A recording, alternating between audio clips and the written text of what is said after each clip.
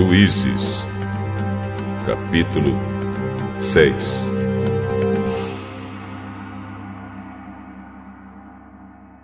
O povo de Israel pecou contra Deus, o Senhor, e por isso ele deixou que o povo de Midian os dominasse durante 7 anos.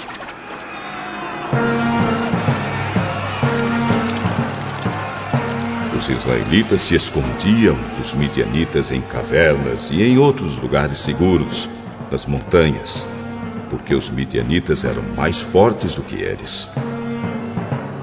Todas as vezes que os israelitas semeavam, os midianitas vinham com os amalequitas e os povos do deserto e os atacavam. Acampavam na terra e destruíam as suas colheitas até o sul, perto de Gaza. Não deixavam nada para os israelitas viverem, nem ao menos uma ovelha, uma vaca ou um jumento. Chegavam com seu gado e as suas barracas e eram tão numerosos como gafanhotos. Eles e os seus camelos eram tantos que nem dava para contar. Vinham para destruir a terra, e o povo de Israel não podia com eles. Então os israelitas pediram socorro a Deus, o Senhor. Quando eles oraram ao Senhor por causa dos midianitas, ele mandou um profeta que lhes disse: Assim diz o Senhor, o Deus de Israel: Eu tirei vocês da escravidão do Egito. Eu os livrei dos egípcios e dos que lutaram contra vocês aqui, nesta terra. Expulsei os seus inimigos e dei a vocês a terra deles. Eu disse que sou o Senhor, o seu Deus, e que vocês não deviam adorar os deuses dos amorreus, que viviam nesta terra. Mas vocês não quiseram me ouvir. Então o anjo do Senhor veio e sentou-se debaixo de um carvalho que havia perto do povoado de Ofra. Esse carvalho pertencia a Joás, que era da família de Abiezer. O seu filho, Gideão, estava malhando trigo no tanque de pisar uvas, escondido, para que os midianitas não o encontrassem. Então um anjo do Senhor apareceu a ele e disse: Você é corajoso e o Senhor está com você. Gideão respondeu: Se o Senhor Deus está com o nosso povo, por que está acontecendo tudo isso com a gente?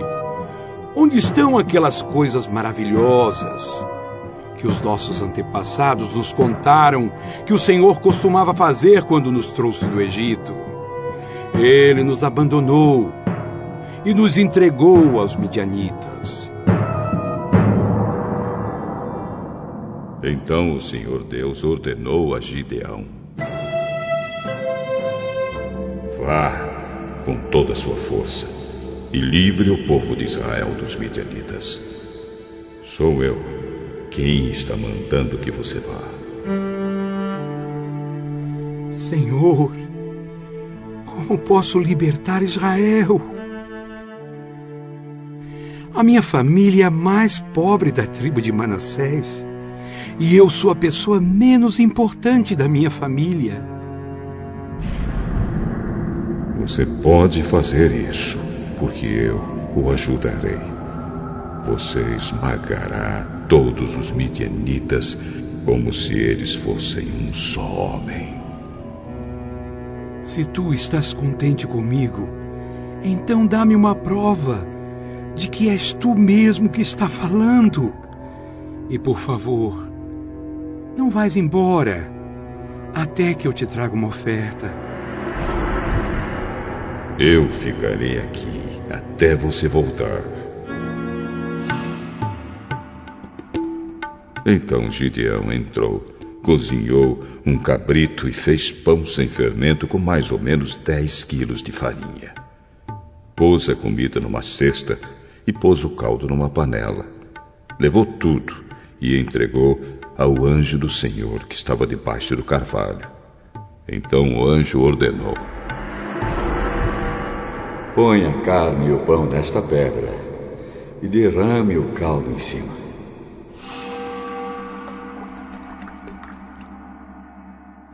Gideão fez o que ele mandou. Em seguida, o anjo estendeu o bastão que tinha na mão e tocou com sua ponta a carne e o pão. Então saiu fogo da pedra e queimou a carne e o pão. E o anjo desapareceu. Aí Gideão compreendeu que era mesmo o anjo do Senhor que ele tinha visto e disse apavorado: Ai de mim, Senhor, meu Deus! Eu vi o anjo do Senhor face a face. Mas o Senhor respondeu: não fique com medo, tudo está bem. Você não morrerá.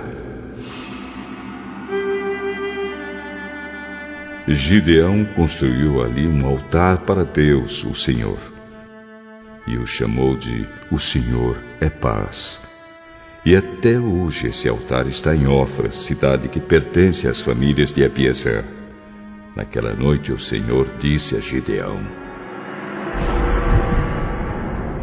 leve o touro que pertence a seu pai e outro touro de 7 anos, e derrube o altar do deus Baal, que é do seu pai, e também o poste ídolo que está ao seu lado. Nesse lugar alto e seguro, faça por o Senhor, seu Deus, um altar de pedras bem arrumadas. Depois, pegue o segundo touro e a madeira do poste arrancado e queime tudo no altar como sacrifício.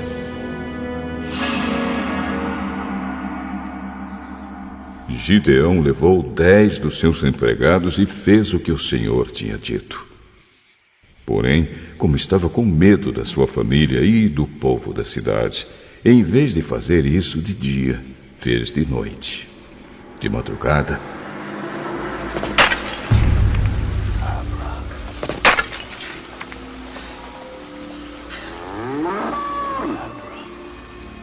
quando os homens da cidade se levantaram, acharam o altar de Baal e o poste ídolo derrubados, e o segundo touro queimado no altar que tinha sido construído ali. E perguntavam: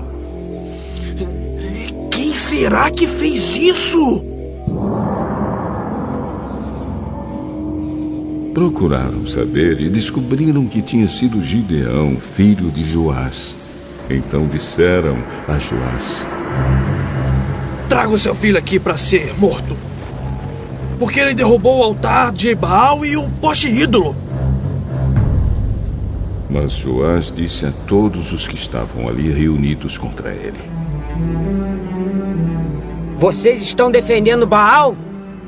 Quem o defender será morto antes do amanhecer. Se Baal é Deus, ele mesmo que se defenda. O altar dele é que foi derrubado. Daquele dia em diante, Gideão passou a ser chamado de Jerubaal, pois Joás tinha dito: que Baal mesmo se defenda. O altar dele é que foi derrubado.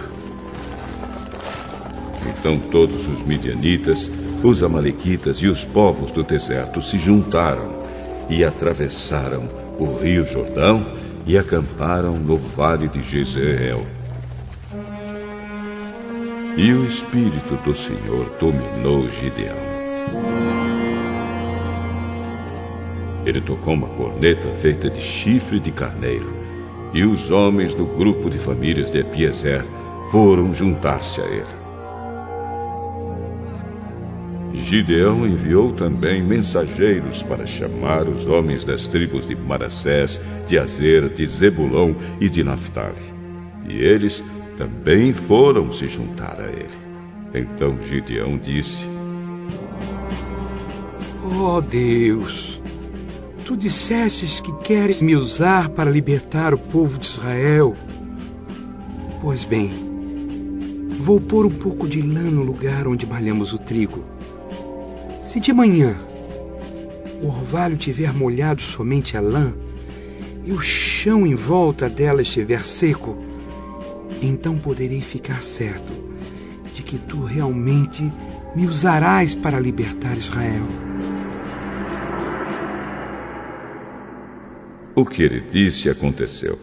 Na manhã seguinte, Gideão se levantou, espremeu a lã, e dela saiu água, que deu para encher uma tigela. Então ele pediu a Deus: Não fique zangado comigo, mas deixa que eu fale só mais uma vez. Deixa, por favor, que eu faça mais uma prova com a lã. Que desta vez a lã fique seca e que haja orvalho somente do chão em volta dela. E Deus fez isso naquela noite. A lã ficou seca e o chão em volta ficou coberto de orvalho.